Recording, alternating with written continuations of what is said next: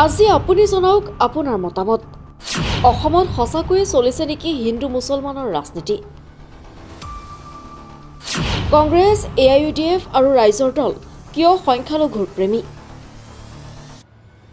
সঁচাকৈ মুছলমান বিদ্বেষী হয়নে বিজেপি?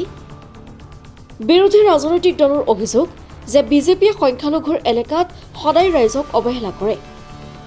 ৰাস্তা ঘাট নিৰ্মাণৰ ক্ষেত্ৰতেই হওক বা চৰকাৰী আঁচনি ৰূপায়ণৰ ক্ষেত্ৰতেই হওক, সকলোতে বিজেপিয়ে কেৱল কৰিছে অৱহেলা।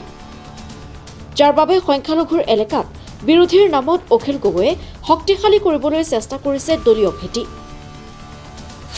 সংখ্যালঘুৰ ভোটতে ৰাজভোগ কৰিছে AIUDFৰ নেতাই।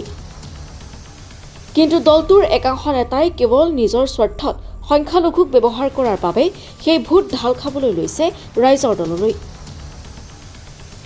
ৰাইজৰ দলৰ ভেটি শক্তিশালী কৌশল দেখি সৰব হৈছে কংগ্ৰেছ, যাৰ বাবে বিৰোধী ঐক্যৰ সৃষ্টি হৈছে অৰাজকতা।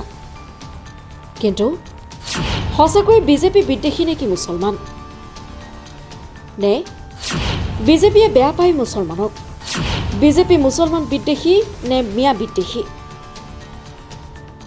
এই ৰাজনৈতিক বিষয়টোক লৈ আপোনাৰ প্ৰতিক্ৰিয়া কি?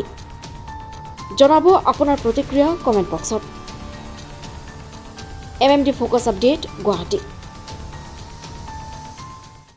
প্ৰতিযোগিতা অথবা পক্ষত দুষ্ট নহয়, সদায় অসমীয়াৰ স্বাৰ্থত। MMD focus, অপ্ৰতিৰোধ।